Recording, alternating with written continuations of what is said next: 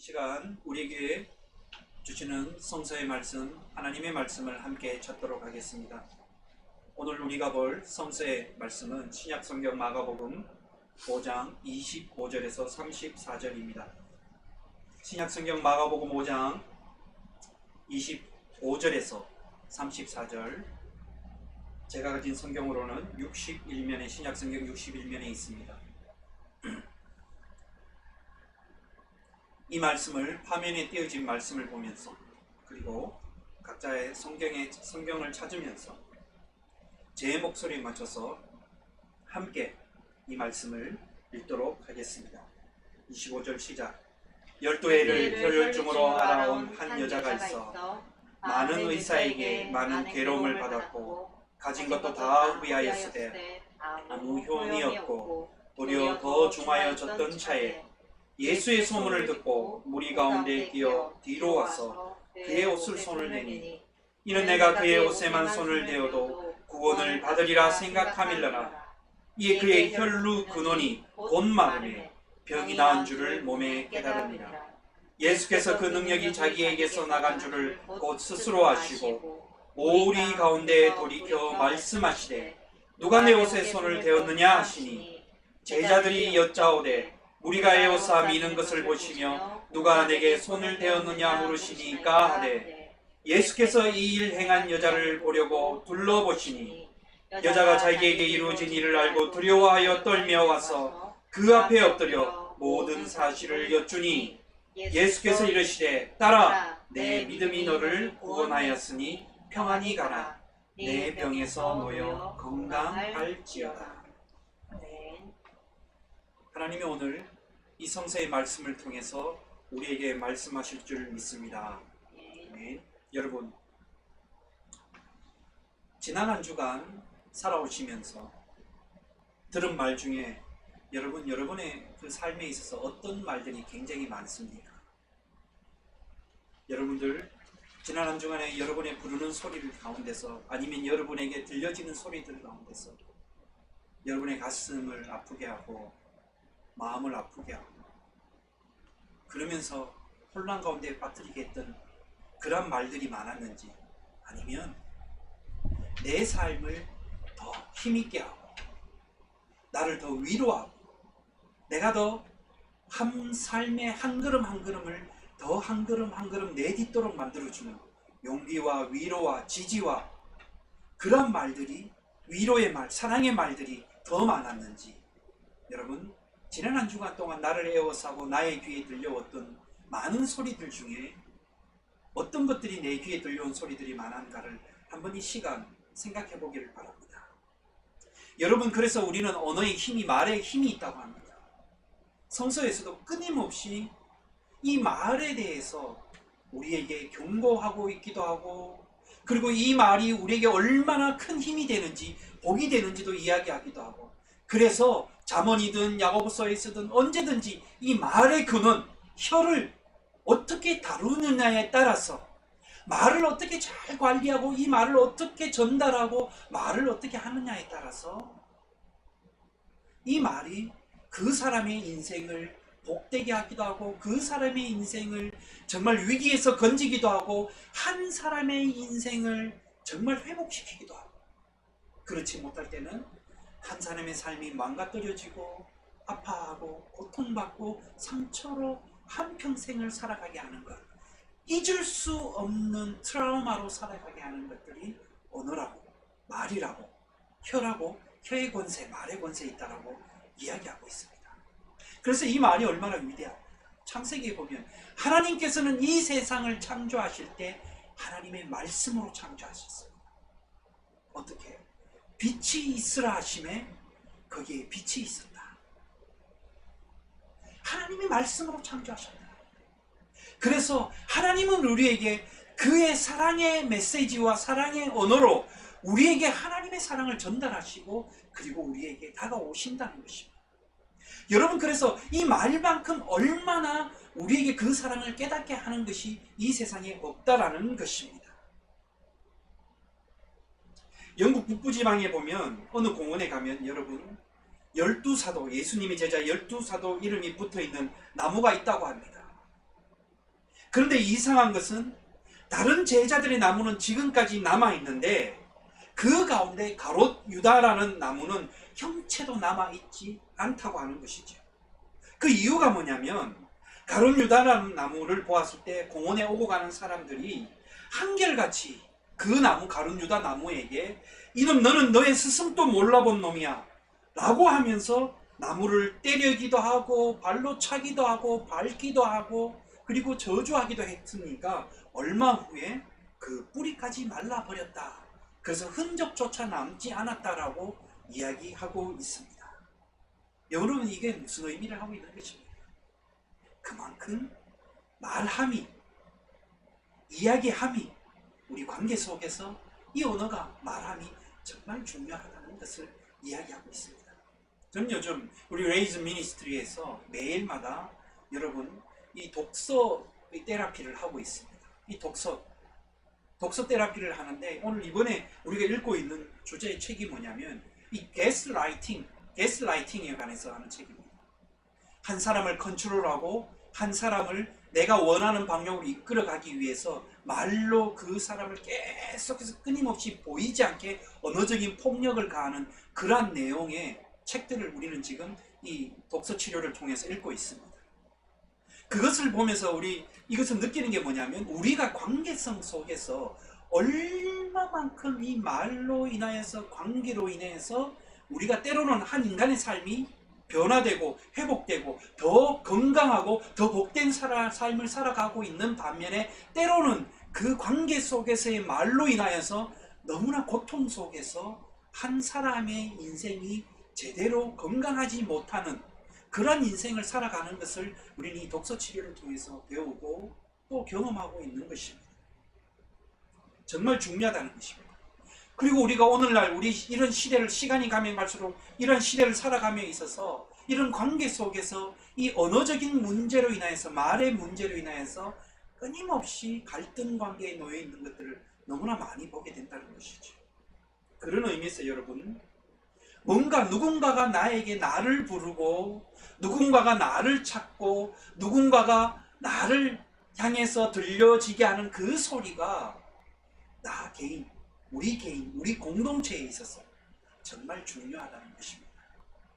오늘 본문의 말씀, 우리가 읽은 본문의 말씀 돌아보면 이 본문의 말씀은 12해를 12년 동안 혈루증, 피를 흘리는 유출병을 가진 이 한 여인의 이야기를 두고 예수님과의 관계의 이야기를 두고 전하고 있습니다.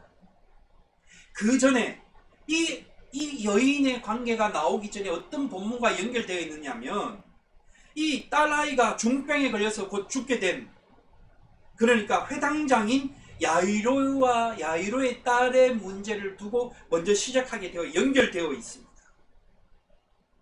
그러면서 쭉 연결되는데 그러면서 예수님은 그 사람의 집으로 가고 있었고 많은 사람이 예수님을 에워쌌습니다.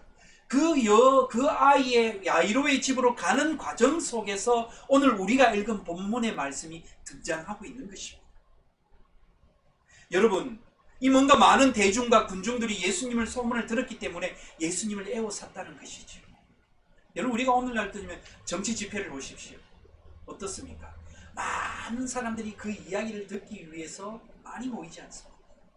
근데 요즘은 코로나 시대이기 때문에 이제는 그렇게 하지 못하죠. 그러니까 보니까 이제는 줌을 하든지 여러 가지 방법을 이용해 미디어로 이야기를 하는 것을 볼 수가 있습니다.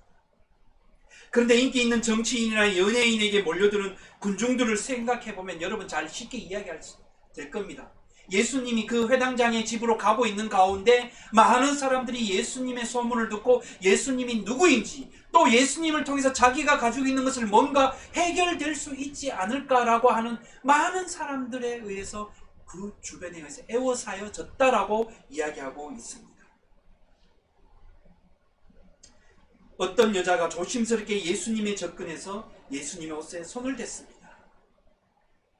그 와중에서 예수님께서는 누가 내 옷에 손을 대었습니까? 라고 질문했습니다. 그랬을 때 제자들은 그 예수님의 질문에 이상하게 반응했죠. 아니 선생님, 이렇게 많은 사람들이 선생님과 우리를 에워싸고 있기 때문에 서로 밀치기 때문에 그래서 뭔가 옷자락에 예수님 사였을 수 있을 것입니다. 이게 제자들의 반응이었어요. 근데 예수님은 뭔가 개인적으로 이걸 느끼셨다고 말씀하고 있습니다. 자신에게 있어서 뭔가 능력이 빠져나갔다는 것을 느끼시면서 예수님은 뒤로 그 여자가 누구인지를 돌아보시기 위해서 뒤를 돌아보았다라고 하겠습니다. 여러분, 많은 사람들이 모여있는 그 자리에서 여인과 예수님이 눈이 마주치는 장면입니다. 아마 그 예수님의 옷자락을 붙잡은 그 여인은 알 것입니다. 자신이 예수님의 옷자락을 붙잡았기 때문에 예수님은 자기가 있는 쪽을 되돌아보았다는 것은 많은 군중들과 제자들은 알지 못했지만 그 여인만은 예수님이 뒤로 돌아보신 이유를 알았을 것입니다. 그런데 여러분, 이 여인의 반응이 어땠습니까? 두려워서 라고 하는 이 여인의 어떤 감정적인 이모셔널한 단어를 말씀하고 있습니다. 두려워서. 이 여인은 예수님의 옷자락을 만지는 순간 뭔가가 자기 몸에서 이상한 변화가 일어나고 있다는 것을 느낌과 동시에 자기가 두려움에 휩싸이기 시작했다는 것이죠. 여러분, 우리가 하나님의 임재를 경험할 때 가장 먼저 우리에게 다가오는 것이 뭐냐면 두려움입니다. 왜 그 두려움이 다가오느냐면 그 이유가 뭐냐면 우리의 죄됨 때문입니다. 우리의 죄성이 하나님의 임재를 경험함으로 인해서 그것이 드러나기 때문에 그 두려움이 생기게 반응하게 되어 있다는 것입니다. 그것으로 인해서 또 다른 다음 단계는 나중에 이어지게 되고 있습니다. 그것이 오늘 우리가 읽은 본문의 말씀, 이 전체의 내용의 요약입니다. 그러면서 예수님의 옷에 손을 댄 자기가 병이 나았다는 이야기입니다. 예수님은 이 여자에게 평안히 돌아가서 건강하게 살라고 말씀하셨습니다. 이것이 본문의 이야기입니다. 그런데 여러분, 굉장히 의미 있게 다가오는 말씀이 뭐냐면 오늘 마지막 절의 말씀입니다.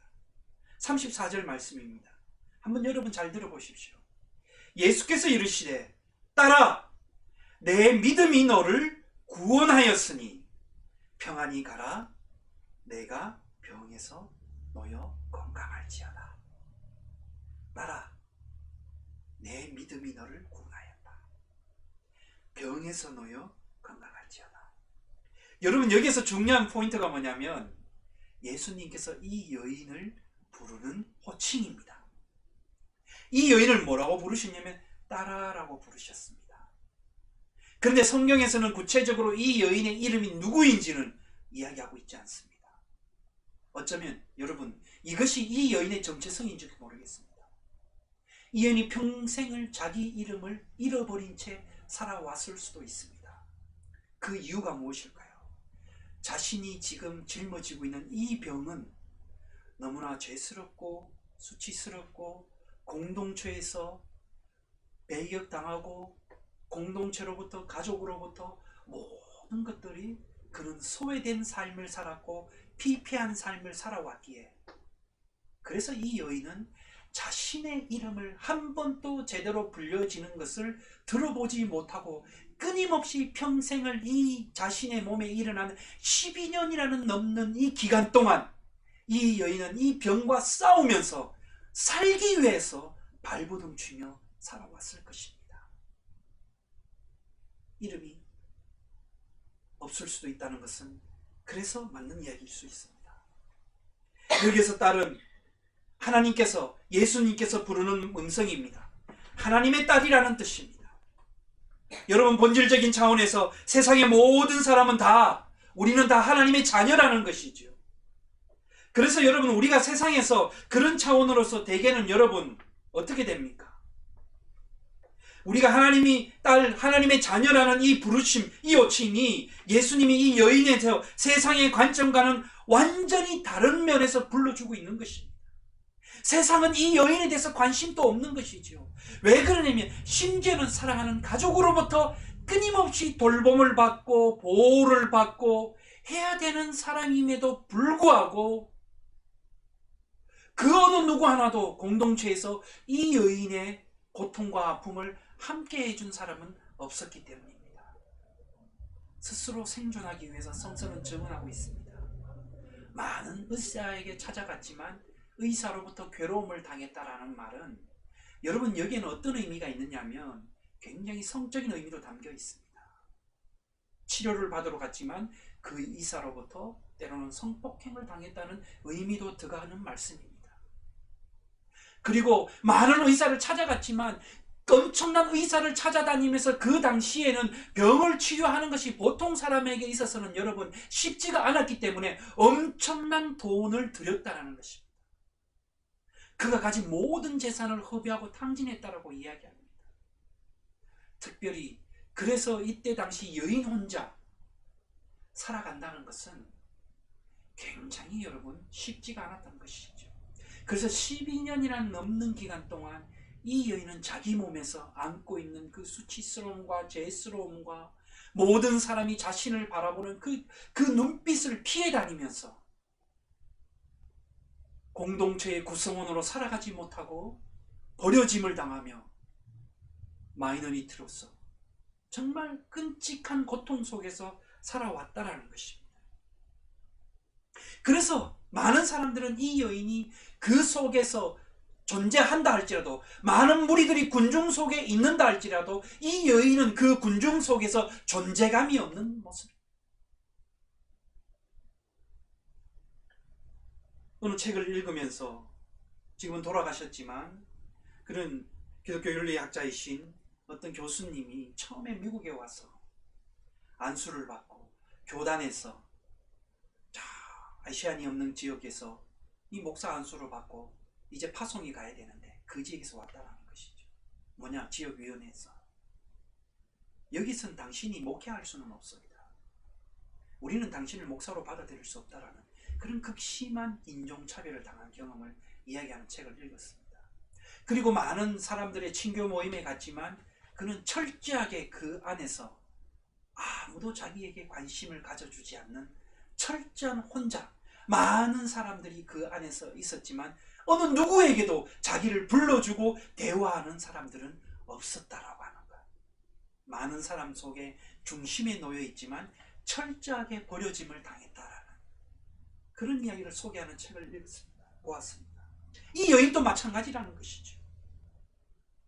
세상의 관점에서는 이 여인은 정말 적나라하게 실존적인 여인은 오늘 25절 26절에 뭐라고 이야기하고 있냐면 12해를 혈루증으로 앓았던 여자가 많은 의사에게 괴로움을 받기도 했고 다 허비해서 아무런 효험이 없고 도리어 그 여인이 가지고 있던 병이 더 심해졌다, 깊어졌다라고 이야기하고 있습니다. 지금 이 여인의 상황이 어떤지 여러분 잘 알 수가 있을 것입니다. 좀 전에 제가 이 여인에 대해서 자세하게 소개했습니다. 그러나 여성으로서 얼마나 수치심 가운데 아무래도 아마 극단적인 선택도 할 수 있었을 것입니다. 그런데 어쩌면 이 여인에 있어서 이번이 일생일대의 마지막 순간일 수도 있었을 것입니다. 그러나 이 여인에게 들려온 예수의 소문은 들었습니다. 그래서 그 많은 대중과 무리 속에 평상시 같으면 끼어들 수 없은 여인임에도 불구하고 그 예수를 만나기 위해서 여인은 그 무리의 군중 속으로 끼어들어가서 예수의 옷자락을 만진 것입니다.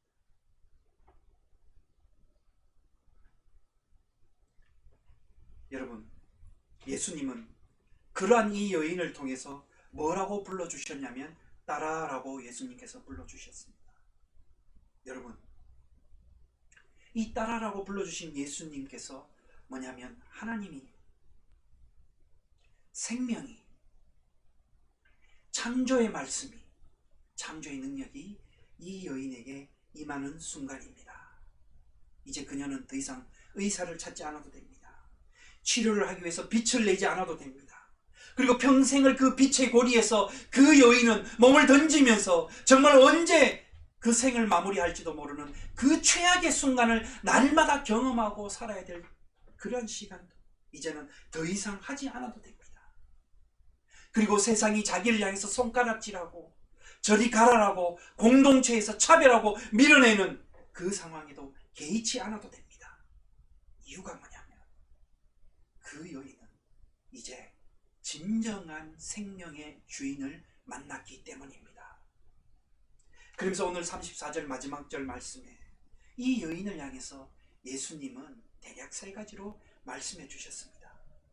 그게 뭐냐면 딱 간단합니다. 내 믿음이, 그리고 너를 구원했고, 그리고 이제는 네가 하나님의 평화를 가지게 될 것이고, 그리고 너는 병에서 건강해졌다. 여러분, 예수님은 사람을 찾으시고 부르실 때 복잡하지 않다는 것입니다. 주님의 부르심은 복잡하지 않습니다. 여러분, 우리는 많이 생각합니다. 적어도 예수님 앞에 나아가고 하나님을 잘 믿으려면 우리는 어떤 준비가 되어야 되고 내가 어떻게 되어야 된다는 것을 많이 생각하고, 시간이 가면 갈수록 왜 우리는 자꾸 하나님과 우리의 관계가 뭐가 그렇게 여러분 복잡해지는지 모르겠습니다. 하나님과 내가 만남이 깊어지면 깊어질수록 하나님을 만나는 그 만남이 실제적으로 임재 가운데 있으면 있을수록 우리의 삶은 여러분 심플해질 수밖에 없습니다. 단순해질 수밖에 없습니다. 복잡하지 않습니다. 여러분, 복잡해진다는 것은 내가 생각이 많다는 뜻입니다. 내가 뭔가 가지고 있는 것들이 많아진다는 것입니다. 내가 생각하고 내 계획이 많고 내 욕심이 가득 차 있다는 것을 의미합니다. 심플한 관계, 하나님을 알면 알수록 우리는 단순해질 수밖에 없다는 것이죠. 복잡하지 않습니다. 주님은 그 여인의 모습, 이 여인이 있는 자체를 부르신 것입니다. 여인은 평생을 살면서 자신이 마음을 놓고 안식할 수 있는 자리와 부르는 소리는 듣지 못했습니다. 심지어는 사랑하는 가족으로부터 자신을 부르는 소리마저도 잊어버린 지가 오래되었습니다. 세상으로부터 버림받았습니다. 치유하려 찾아간 그 치유의 장소에서조차도 그 여인은 수치심을 더할 뿐이었지 그를 진정으로 치유해주는 의사도 없었다고 합니다. 삶을 허비해버렸습니다. 그래서 그녀에게 남은 하루하루는 어쩌면 극단적인 삶의 하루일지 모르겠습니다. 자신의 목숨, 자신의 길을 억적같이 스스로 지키며 살아왔어야 했던 여인의 모습, 그런 가운데 그녀는 유치병을 통해 여인으로 피폐해진 삶을 살아올 수밖에 없었던 이 여인, 그 여인에게 가장 필요한 것이 무엇일까요? 그것은 뭐냐면 이제는 그 여인을 진정으로 불러주는 최고의 부르심이 외에는 없다라는 것입니다. Premier calling. 이것이 바로 주님께서 그 여인을 부른 따라라는 음성이고 부르심입니다. 이 한마디에 그 여인의 모든 삶이 변화되었고 치유되었고 회복되었다는 것입니다. 여러분, 주님의 부르심은 복잡하지 않습니다. 단순합니다. 그러나 그 단순함에는 능력이 있습니다. 힘이 있습니다. 구원이 있습니다. 회복이 있습니다. 치유의 역사가 일어나는 것입니다. 왜 그러냐면 주님의 부르심에는 우리의 모습 그대로를 사랑하시는 아버지 하나님의 사랑이 있기 때문입니다. 능력이 있습니다. 치유가 있습니다. 하지만 우리는 주님의 부르심을 듣기도 전에 너무 복잡한 것들이 오히려 우리의 생각과 욕심이 주님의 부르심의 최고의 부르심의 소리를 듣지 못하고 있는 것인지도 모르겠습니다. 그렇지 않을까요, 여러분? 뭐가 그리 여러분 우리의 신앙생활을 복잡하게 만드는가? 왜 그렇게 시간이 가면 갈수록 주님을 믿는 이 삶이 복잡해지고 평안도 없고 기쁨도 없고 하나님을 예배하는 감격도 사라지고, 그 이유가 무엇일까? 분명히 주님께서는 오늘 이 여인을 부르시는 이 부름 속에서, 따라라고 부르는 이 부르심 속에서는 무엇이 있냐면 바로 믿음의 구원이 있다는 것입니다. 평안이 있다는 것입니다. 병에서 노임을 받는 그 건강한 삶을 살아가는 게 있다는 것입니다. 여러분, 이것이 무엇입니까? 우리가 뭔가 기적을 경험했을 땐 그건 일시적일 수밖에 없습니다. 다른 종교에서도 이런 기적이 일어난다는 것이죠. 다른 곳에서도 이런 기적이 일어납니다. 그러나 여러분, 예수님이 부르시는 이 최고의 부르심, 최상의 부르심의 구원과 치유와 회복의 평안에 있어서는 전적인 한 인간의 변화의 전인적인 변화의 구원의 삶이 있다는 것입니다. 이거는 일시적인 것이 아니라 지속적인 것입니다. 계속적인 것입니다. 영원한 것입니다. 왜 그럴까요? 하나님의 나라는 영원하기 때문입니다. 할렐루야. 여러분, 그러므로 믿음으로 구원을 얻는다는 말은 여러분 우리가 너무 흔하게 들을 수 있습니다. 그렇죠? 예수 이름 믿으면 구원 얻습니다. 그래서 어쩌면 우리는 이 말이 시큰둥하게 들릴지도 모르겠습니다. 그래서 우리는 믿는 신용을 했을지 몰라도, 그런데 여러분, 믿음으로 구원을 얻는다는 이 말이 뭐냐면, 진정으로 우리는 평생을 신앙생활을 해온다고 했지만, 평생의 교회 속에 몸을 담아서 왔다라고 했지만, 우리는 한 번도 믿음으로 구원을 얻는다는 경험을 해보지 못하고 살아왔을지도 모르겠어요. 이 여인을 보십시오. 12년 동안 혈루증을 앓으면서 모든 것에 다 허비하고 돈을 쓰고 병은 더 중해지고 악화된 상태에서 예수님의 소문을 들었습니다. 그러면 마지막 희망을 예수님에게 걸었고, 그리고 그 희망이 지금까지 당해왔던 사기꾼들에게 당했던 것이 아니라 정말 지금까지 모든 것의 삶을 버리고 새로운 삶을 시작하게 해줄 수 있는 진정한 만남을 오늘 예수님을 만남으로 통해서 이루어진 것입니다. 여러분, 이것이 믿음으로 구원을 얻는 모습입니다. 벌어진 것입니다. 우리가 하나님을 믿는 말은 여러분 인생에 있어서 여러 가지 많은 것 중에 하나를 선택하는 것이 아닙니다. 오직 이거는 우리가 하나밖에 없다는 것입니다. 예수 외에는 없다는 것입니다. 그 예수를 우리가 인생의 삶을 통해서, 인생살이를 통해서 직접적으로 이 여인처럼 만날 때 그곳에서 주님을 향한 믿음의 구원이 이루어질 줄 믿습니다. 그런 방식으로 여러분, 교회 여러 다녀봤지만 뭔가 등산 동아리를 다니는 것처럼 또 다른 동아리처럼 아무리 그렇게 봐도 우리는 소용이 없다는 것입니다. 주님 앞에 나아가면 구원이 이루어진다는 그 믿음, 그것이 여인을 살린 것입니다. 그것을 통해서 옷자락을 만질 수 있는 결단이 일어난 것입니다. 많은 군중을 에워싸고 그 군중 속에 파고 들어간다는 것조차 이 여인에게 있어서는 불가능한 일입니다. 두려운 일입니다. 언제 사람들이 자신이 여기 그 사이에 왔다면 발로 밟힐지 모르고 내쫓김을 당할지도 모르는 상황 속에서, 언제 돌에 맞아 죽을지도 모르는 상황에서 여인은 그 불가능에 둘러싸이는 장벽을 뚫고 들어간 것입니다. 그리고 그곳에서 예수를 만나고 이 여인이 믿음의 구원을 받은 것입니다. 내 믿음이 너를 구원하였다. 믿음이 구원하고 내 믿음이 너를 구원하였다. 여러분, 여기서 구원이라는 것은 바로 치유입니다. 힐링입니다. 여러분, 이것은 그 여인이 그동안 12년 동안 알아왔던 이 병의 육체의 병일 수도 있지만, 그것과 동시에 이 여인의 영혼의 병까지도, 질병마저도 치유되는 그러한 역사를 선물로 받은 것입니다. 그래서 여러분, 육신의 질병은 영혼의 질병과 연결되어 있는 것입니다. 여러분, 호스피스 병동이라든지 아니면 많은 아픔에 위급한 이 병동에 찾아가 보면, 비지팅해 보면 그분들로부터 듣는 소리가 뭐냐면, 내가 믿음 가운데 마지막 최종적인 대화 가운데서 드러나는 게 뭐냐면 믿음의 문제라는 것입니다. 하나님이 이 병을 통해서 나에게 말씀하시고자 하는 게 무엇이고, 아니면 그 영혼의 깊은 방황 속에서 하나님, 정말 나에게 왜 이런 상황과 고통과 아픔을 허락하셨나요? 라고 하는 그 질문까지도 나오게 되는 것을 볼 수가 있습니다. 바로 이 여인은 12년 동안 알아왔던 그 병만이 고쳐진 것이 아니라 이 여인 평생의 마음속에, 영혼 속에 고통과 억압과 짓눌려서 살아왔던 어둠의 권세에서 해방되는, 영혼의 해방을 경험하는, 영혼의 질병까지도 치유받는 역사가 일어난 것입니다. 그래서 그녀는 평안을 선물로 받았습니다.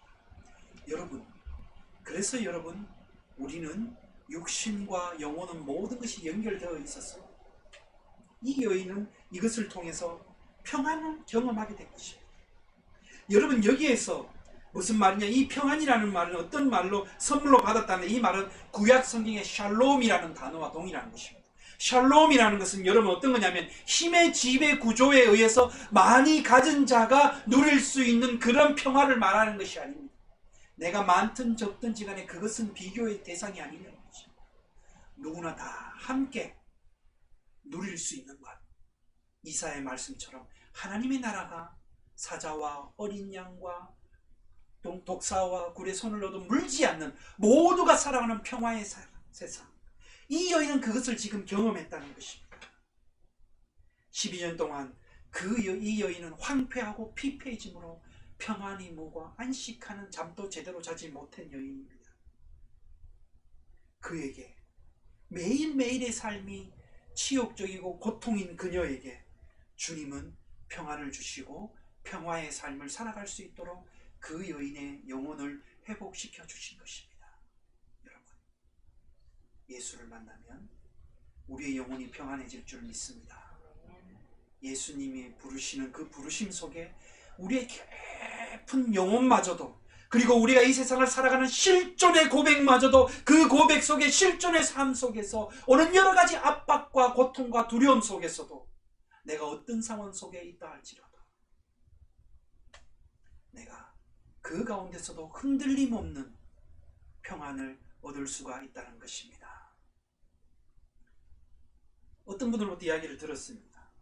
깊은 어떤 큰 위급한 다급한 수술을 받게 되었는데, 그 수술을 받는 그 시간, 그 응급실에서 수술을 기다리는 동안 왜 그렇게 자기는 두렵지 않고 마음이 평안했는지 모르겠다고 이야기하는 소리를 들었습니다. 너무나 평안했다고 하는 것입니다. 그 이유가 무엇일까요? 그것은 바로 그 자리에, 그곳에 주님이 함께 계셨기 때문입니다. 여러분, 예수를 믿는데도 여전히 우리가 복잡하고 혼란한 삶 속에서 얽매여 살아간다. 왜 내 일은 하면 되는 대로 풀리지 않을까? 삶이 요동치는 순간들이 많이 경험합니다. 그래서 우리는 주님이 주시는 이 평안을 제대로 알지 못하고 깨닫지 못하고 경험하지 못하는 것입니다. 여러분, 쉽게 말씀드리면 이럴 수 있을 것입니다. 여름에 여러분 시원하고 머리를 아프게 할 정도의 프로즌 레몬레이드를, 그 맛을 아는 사람만이 그 레몬레이드가 얼마나 맛있고 시원하고 온몸을 시원하고 갈증을 해결한다는 것을 안다는 것입니다. 맛본 사람이 많이 안다는 것입니다. 아무리 설명해줘도 그 맛을 느낄 수가 없다는 것입니다. 직접 경험해야 한다는 것입니다. 이와 마찬가지입니다. 이와 마찬가지로 우리가 하나님이 주시는 깊은 평안을 경험하지 않고서는 알 수가 없다는 것이죠. 마지막으로 주님은 이 여인을 통해서 부르심 속에서, 따라라는 그 부르심 속에 무엇이냐면 네가 병에서 놓여서 건강하다, 이제 건강한 삶을 살아가라 라는 말씀입니다. 여러분, 주님의 최고의 부르심 속에서 이 여인을 향한 이 최대의 순간, 네가 그 병만이 아니라 그동안 내가 삶을 파괴되어져 왔고 메말라져 왔고 피폐해진 너의 인생에서 이제는 정말 너는 하나님이 지으신 창조의 모습대로 영혼의 아름다움을 회복하면서 건강하게 살아가는 인생으로 새롭게 출발해라 라는 말씀입니다. 말씀을 마무리합니다.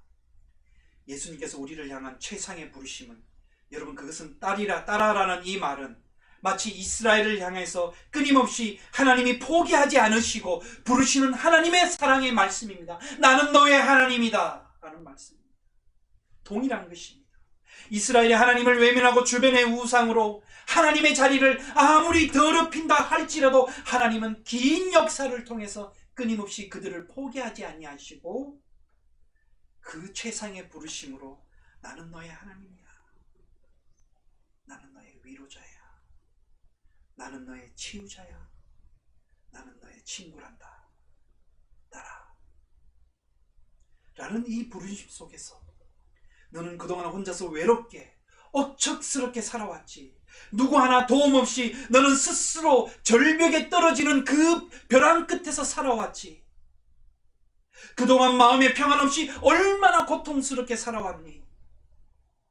12년을 수치스러움을 가슴에 품고 살아왔지. 딸아, 그렇지만 이제 괜찮아. 넌 건강해질 거야. 너는 회복된 거야. 너는 원래 너의 아름다움으로 살아갈 거야. 한 번도 경험하지 못했던 너의 평안함, 너의 삶 속에, 너의 영혼 속에 평안을 경험하며 살아갈 거다. 그보다 더 큰 것은 딸아, 너는 내 것이야. 너는 내 자녀야. 너는 나의 사랑이야. 내가 너를 사랑하기 때문에. 그러므로 너는 이 시간 이후부터 구원의 삶을 살아가는 거야. 여러분, 이것이 바로 하나님이 우리에게 주신 딸아라고 부르시는 특권인 줄 믿습니다. 여러분과 저에게 주신 특권입니다. 소중한 삶을 다 흩어버리며 만드는 병에서 벗어나서 영적으로 건강하게 살아야 하는 것입니다. 여러분, 우리가 영적으로 건강하지 않으면 우리의 인생도 우리의 삶도 건강하지 못한 삶을 살아가는 것입니다. 한 걸음 더 나아가서 다른 사람들에게도 그 건강한 삶으로 도움을 줄 수 없고 돌볼 수 없게 되는 것입니다. 사랑하는 여러분, 이제 우리에게도 부르시는 주님의 최고의 부르심이 있습니다. 누구야? 부르시는 이 부르심에 응답하면서 두려움으로 주님, 제가 여기에 있습니다. 그 주님이 나를 향하여 최고의 부르시는 그 부르심에 응답하면서 이제는 믿음으로 평안을 가지고 건강한 삶을 살아가는 인생이 되게 주여 나를 끊임없이 불러주십시오 하며 나아가는 여러분의 한 주간의 삶이 되기를 주님의 이름으로 간절히 축원합니다. 아멘. 기도하겠습니다. 하나님 아버지, 오늘 끊임없이 반복된 고통과 피폐해진 인생을 살아감 속에서 주님을 만나 모든 것이 회복된 이 여인의 삶을 보게 됩니다. 아버지, 함께하여 주시옵소서. 우리 또한 최고의 부르심이 있는 부르심을 받은 존재라는 것을 잊어버리지 말고 살아가는 우리들이 되게 역사하여 주시옵소서. 우리를 구원하신 예수님의 이름으로 기도드리옵나이다. 아멘. 말씀을 기억하며 찬양합시다.